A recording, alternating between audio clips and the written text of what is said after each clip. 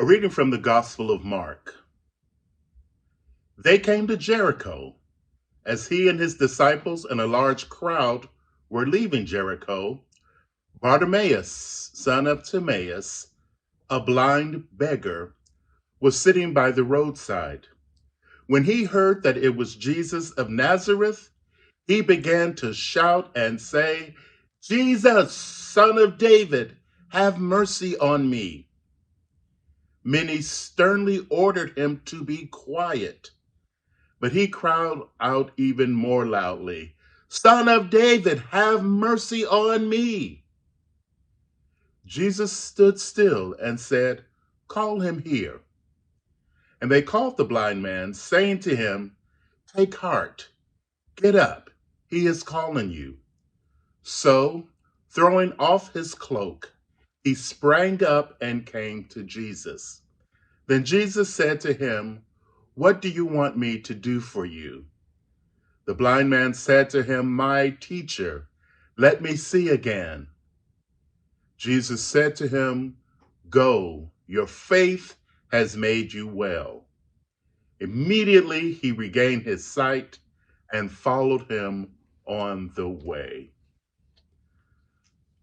We have a short passage from Mark today, but a very powerful and exciting one, the healing of Bartimaeus. This chapter is taken from the 10th chapter.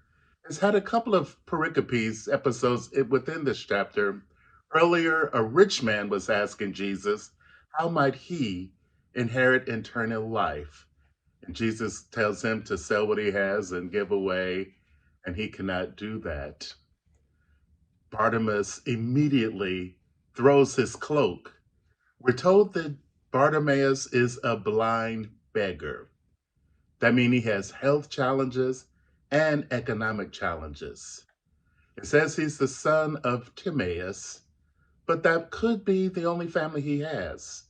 As a blind beggar, he's out there, kind of like in contemporary society where we see people who are just out there in need of support, economic and health. Bartimaeus has faith. The crowd is trying to silence him. It seems like they not only want him to be able to see, but they don't want him to be able to be seen. They want him invisible. They don't want him to be heard. But Bartimaeus is not going to be outdone. The passage says he cries even louder, "Jesus, son of David."